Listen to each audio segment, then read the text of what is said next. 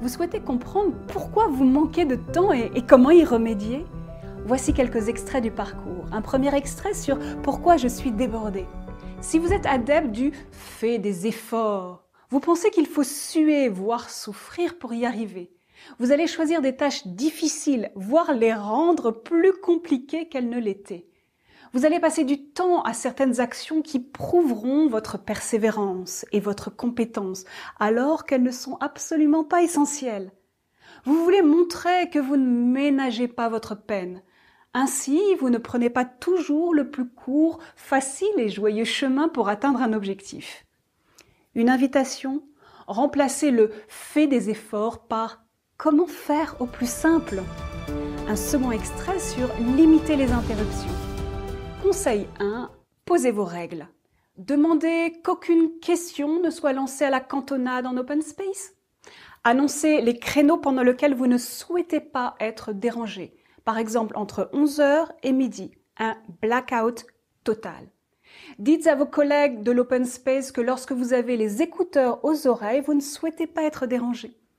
Bref, posez des règles et informez-en ceux qui vous entourent.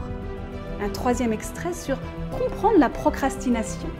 La procrastination, c'est une guerre des aspects en nous. Cette guerre risque d'être sans fin si vous n'avez pas mis le projecteur sur les coulisses de la scène pour en voir les principaux acteurs. Parfois, il y a simplement deux acteurs.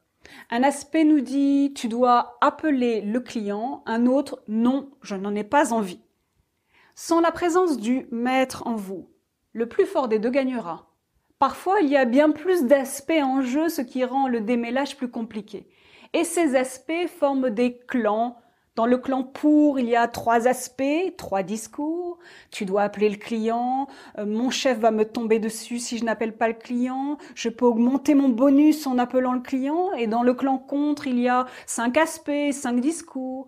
Je ne veux pas appeler le client, je ne sais pas comment aborder le sujet épineux avec lui. Je ne vois pas l'intérêt d'appeler le client. J'ai un autre appel à faire. Oh, et si j'allais prendre un café? Quel clan va gagner? Le clan pour ou le clan contre? Si vous êtes clair sur vos aspects en jeu et avec les mots qu'ils vous susurrent à l'oreille, vous ferez la part des choses et vous ne vous laisserez pas manipuler par eux. Vous avez envie d'en savoir plus? Je suis ravie de vous accompagner sur le parcours Les ennemis et la gestion du temps. À tout de suite!